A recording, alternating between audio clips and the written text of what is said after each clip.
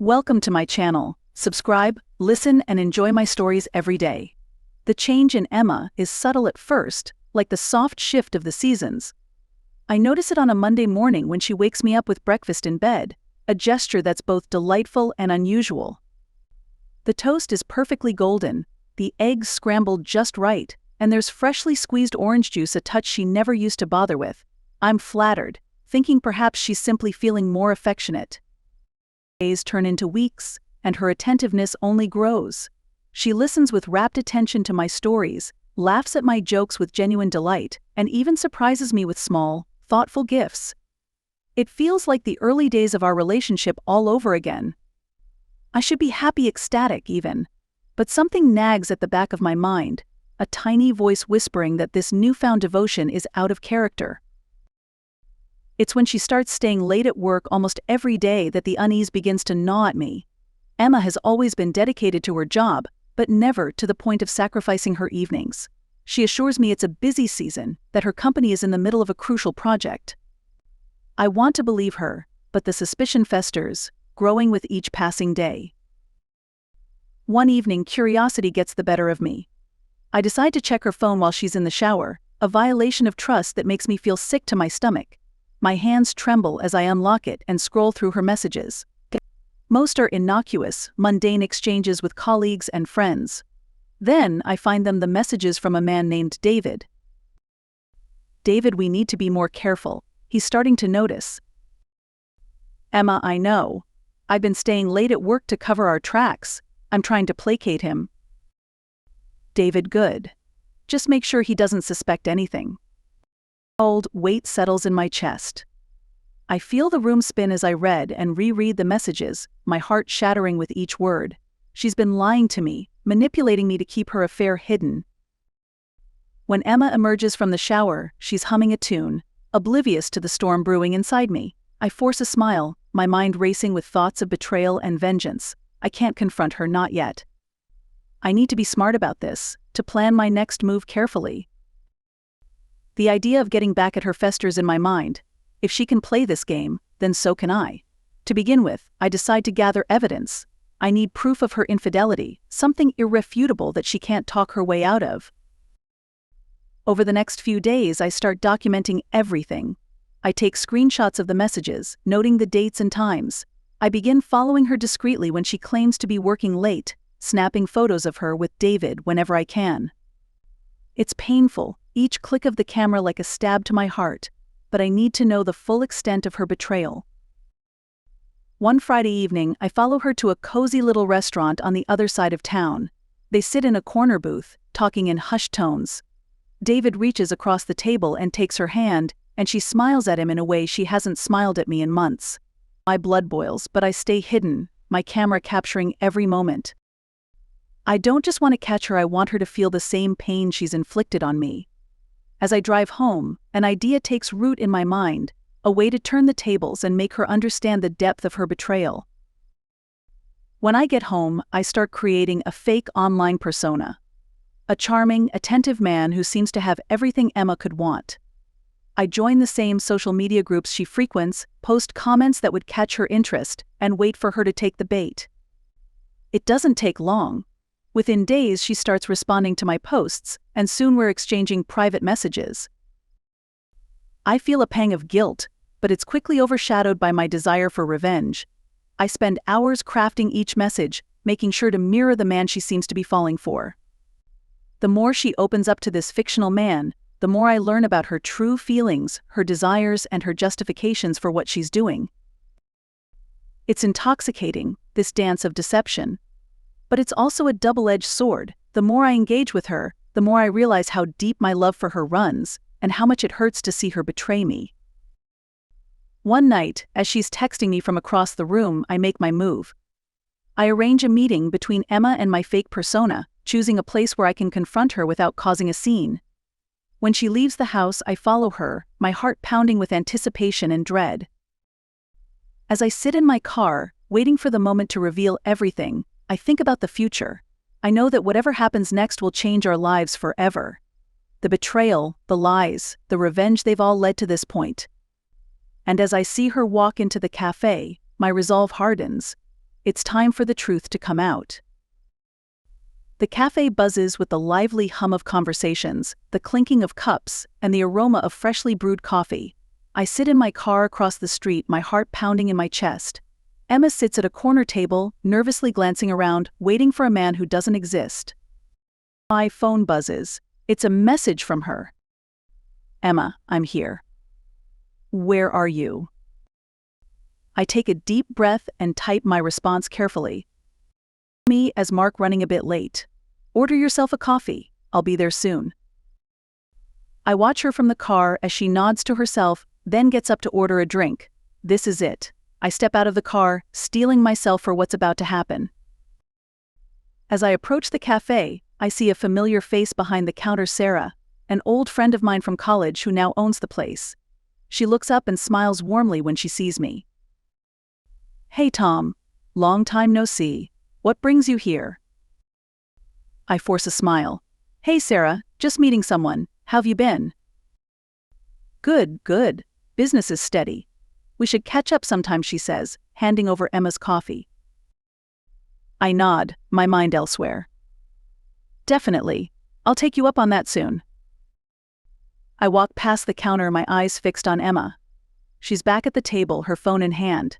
I approach her from behind and tap her on the shoulder. She looks up, her eyes widening in surprise and confusion. Tom? What are you doing here? I sit down across from her, my expression stern. We need to talk, Emma.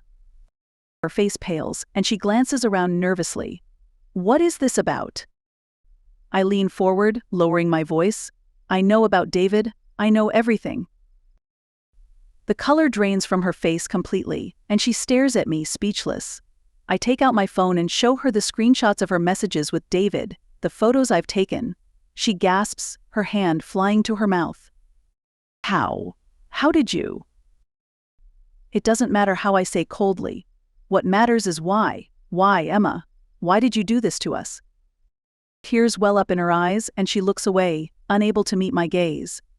Tom, I didn't mean for this to happen. It just did. That's not good enough, I snap. You've been lying to me, manipulating me. All those nights you said you were working late, you were with him. How long has this been going on? She takes a shaky breath. A few months. But it's not what you think. David and I, it's complicated. Complicated, I scoff. You're having an affair, Emma. That's not complicated. That's betrayal.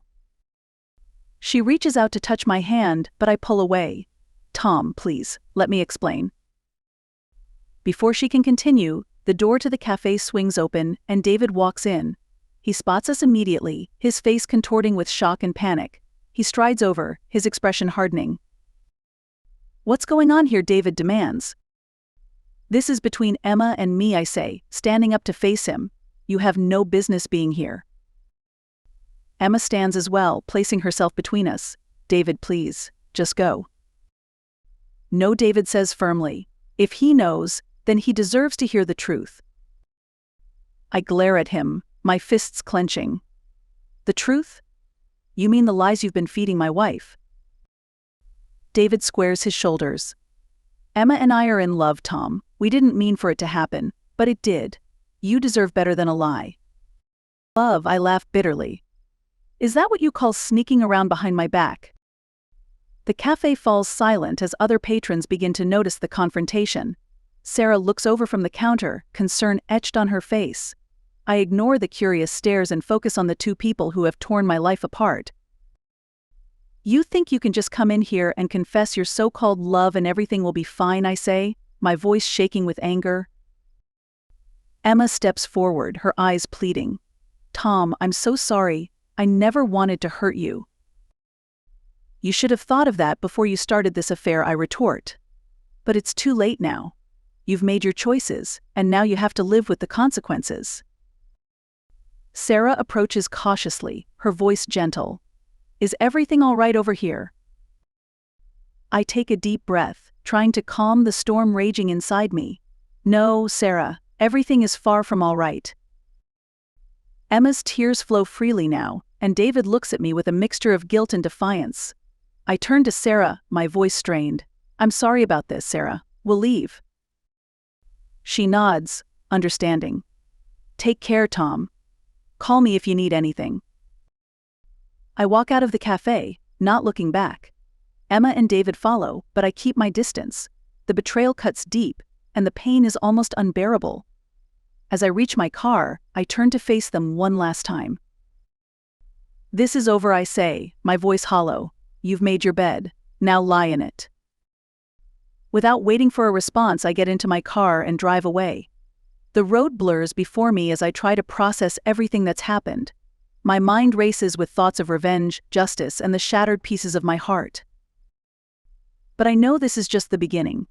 The confrontation is over, but the fallout is yet to come. I need to figure out my next steps, to rebuild my life from the wreckage they've left behind. And I will. One step at a time, I will rise from this betrayal, stronger and more determined than ever. But for now, I need to let the pain wash over me, to feel every bit of the heartbreak. As I drive aimlessly through the city, my phone buzzes with a new message. It's from Sarah. Sarah, if you need a friend, I'm here. Don't go through this alone.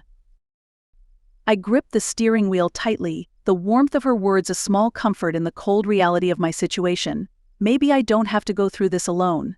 Maybe, just maybe, there's a way to find solace amidst the chaos. But for now, all I can do is drive and let the road take me wherever it will, knowing that my life has changed forever. The city lights blur past as I drive aimlessly, my mind a storm of thoughts and emotions. Emma's betrayal cuts deep, and every passing moment feels like a wound that refuses to heal. I find myself parked in front of a familiar apartment building, Sarah's place. Her message from earlier echoes in my mind, a lifeline in the sea of chaos. Taking a deep breath, I decide to reach out. I text her, my fingers trembling. "Me, Sarah, are you free to talk?" The response is immediate. "Sarah, of course. Come up." I walk up to her apartment, each step feeling heavier than the last. When I reach her door, it swings open before I can knock. Sarah stands there, her expression a mix of concern and empathy. "Hey Tom," she says softly, stepping aside to let me in. "Come on in." Her apartment is warm and inviting, a stark contrast to the turmoil inside me. I sit on the couch, and she joins me, her eyes searching mine. "What happened back there?" she asks gently. I take a deep breath and start from the beginning, recounting everything: the messages, the affair, the confrontation at the cafe. Sarah listens intently, not interrupting, just letting me pour out the pain and anger. When I finish, she leans back, a thoughtful look on her face. "That's a lot to process, Tom. I'm so sorry you're going through this." "Thanks, Sarah," I say, my voice barely a whisper. I don't know what to do next. I feel lost. She reaches out and takes my hand, a comforting gesture that sends a wave of warmth through me. "You're not alone, Tom. You have friends who care about you. We'll figure this out together." For the first time since discovering the affair, I feel a glimmer of hope. Sarah's support is a beacon in the darkness, and I cling to it desperately. "Do you want to stay here tonight?" she offers. "I have a spare room. You shouldn't be alone right now." I nod, grateful for her kindness. "Thank you, Sarah. I think I'll take you up on that." The next morning, I wake up feeling slightly more grounded. Sarah makes breakfast, and we eat in companionable silence. Afterward, we sit down to discuss the next steps. "You need to talk to a lawyer," Sarah says, her tone practical. "Find out your options, and maybe see a therapist. This is a lot to handle on your own." I nod, knowing she's right. I'll start with the lawyer. "Do you know anyone?" Sarah smiles. "Actually, I do. A good friend of mine, Michael. He's excellent. I'll give him a call and set up an appointment for you." Within an hour, I have an appointment with Michael for the next day. I spend the rest of the day at Sarah's, trying to keep my mind occupied. We watch movies, talk about old times, and for a little while, I almost forget about the pain. The following day, I meet Michael at his office. He's a sharp-looking man in his early 40s, with a calm demeanor that immediately puts me at ease. "Tom, Sarah's told me a bit about your situation," he says, gesturing for me to sit. "Why don't you tell me everything and we'll go from there?" I recount the events once more, and Michael listens attentively, taking notes. "This is a tough situation," he says finally, "but you have options. The first step is to document everything. You've already started, which is good. Keep any evidence you have of the affair. It'll help if this goes to court." "What about the house? Our finances?" I ask, the reality of the situation sinking in. Michael nods. "We'll get to that. Right now, focus on gathering evidence and taking care of yourself. I'll handle the legal side." As I leave Michael's office, I feel a small weight lift off my shoulders. Having a plan, a direction, makes the chaos seem more manageable. Over the next few days, I throw myself into documenting everything. I gather messages, photos, any proof of Emma's infidelity. Sarah continues to be my rock, offering support and a place to stay. Each day gets a little easier, the pain a bit more bearable. One evening, while Sarah and I are having dinner, my phone buzzes with a message. It's Emma. "Emma, we need to talk. Please, Tom." I show the message to Sarah, who looks at me thoughtfully. "What do you want to do?" "I don't know," I admit. Part of me wants to hear her out, but another part of me doesn't want anything to do with her. Sarah nods. "It's up to you, Tom. But remember, whatever she says, it doesn't change what she did." I decide to meet Emma, needing closure, if nothing else. We agree to meet at a park nearby, a neutral ground. When I arrive, she's already there, sitting on a bench, looking lost and forlorn. "Tom," she says as I approach, her voice trembling, "thank you for meeting me." I sit down beside her, keeping a distance. "What do you want, Emma?"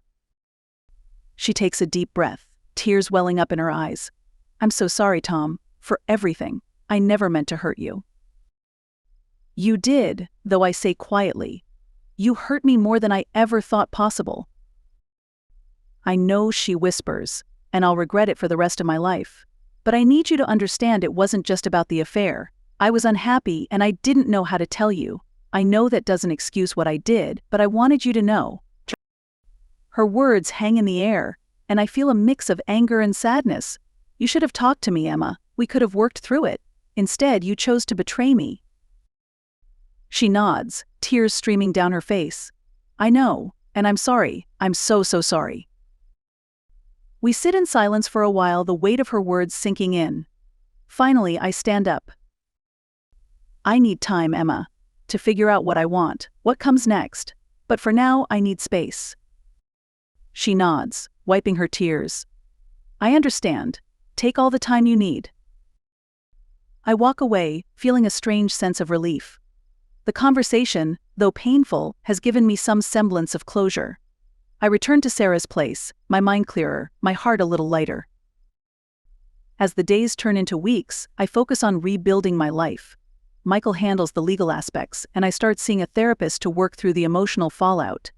Sarah continues to be my steadfast support, and slowly I begin to see a path forward. One evening, Sarah and I are sitting on her balcony, watching the sunset. She turns to me, a small smile playing on her lips. "You're stronger than you think, Tom," she says softly. "You're going to get through this." I smile back, feeling a warmth I haven't felt in a long time. "Thanks, Sarah. I couldn't have done it without you." As the sun sets, casting a golden glow over the city, I feel a sense of hope for the first time in months. The road ahead is still uncertain, but with friends like Sarah by my side, I know I can face whatever comes next. Weeks turn into months, and life begins to stabilize. I continue to stay at Sarah's place, and our friendship deepens. She becomes my confidante, my rock, and the one person who keeps me grounded. The legal proceedings move forward, and Michael assures me that things are progressing smoothly.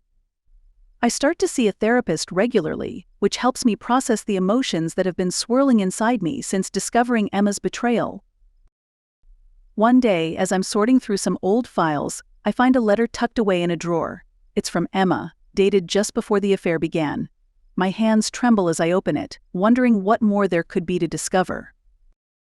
"Dear Tom, if you're reading this, it means I couldn't find the courage to tell you in person. There's something you need to know, something I've been hiding from you. It's about our finances. I made a bad investment and lost a significant amount of our savings. I've been trying to fix it on my own, but it's spiraling out of control. I'm so sorry, Tom. I didn't know how to tell you, and I didn't want you to think less of me. Love, Emma. The revelation hits me like a punch to the gut. Emma's secret isn't just about the affair, it's about our financial ruin. The weight of her actions crushes me, but it also gives me a strange sense of clarity. I need to confront her about this, to understand the full extent of what's happened. I call her, and we agree to meet at a nearby park. When I arrive, she's already there, sitting on a bench, looking more tired and worn than I've ever seen her. Tom, she says as I approach, her voice shaky. Thank you for meeting me. I sit down beside her, the letter clutched in my hand. I found your letter, Emma, about the investment. Her eyes widen, and she nods slowly. I was going to tell you, but then everything got so complicated with David and...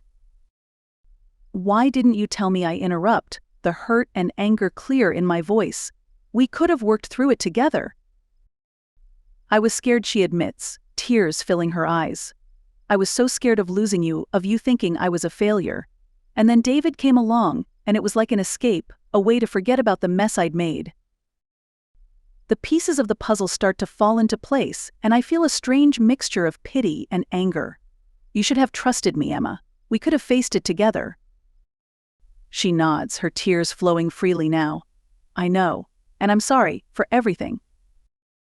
We sit in silence for a while, the weight of our shared past hanging heavily between us. Finally, I stand up, feeling a sense of resolution. I need to move on, Emma. We both do. I hope you find the peace you're looking for. She nods, wiping her tears. I wish you all the best, Tom. You deserve happiness. As I walk away, I feel a sense of closure. The conversation, though painful, has given me the clarity I needed. I return to Sarah's place, my mind made up about the future. One evening, Sarah and I are sitting on her balcony, watching the sunset. She turns to me, a small smile playing on her lips. Tom, I've been thinking, she says softly, about us. I look at her, my heart skipping a beat. What about us? She takes a deep breath. We've been through a lot together, and I've realized how much you mean to me. I don't want to be just your friend. I want more. Her words catch me off guard, and I feel a rush of emotions. Sarah, I care about you a lot too, but are you sure? After everything that's happened? She nods, her eyes filled with determination. Yes, I'm sure. We've both been through hell, and we've come out stronger. I think we could be great together. I smile, feeling a warmth spread through me. I think so too. We lean in, our lips meeting in a gentle kiss, a promise of new beginnings and better days ahead. As the sun sets, casting a golden glow over the city, I feel a sense of hope and excitement for the future. Months pass, and Sarah and I grow closer, our relationship blossoming. The legal proceedings with Emma are finalized, and I start to rebuild my life. One day, while cleaning out the last of my things from the house, I find another letter, this one from David. Dear Tom, Niñez. If you're reading this, it means Emma told you about the affair. I need you to know that it wasn't just about the investment or the financial trouble. Emma and I fell in love, and we didn't know how to handle it. We didn't mean to hurt you, but we did, and for that, I'm truly sorry. I hope you can find it in your heart to forgive us one day. Sincerely, David. The letter stirs a mix of emotions, but mostly, it makes me realize how much I've moved on. I no longer feel the anger or the pain as sharply as before. Instead, I feel a sense of acceptance and a readiness to embrace the future. As I walk out of the house for the last time, I look back and feel a sense of closure. This chapter of my life is over, and I'm ready to start anew with Sarah by my side.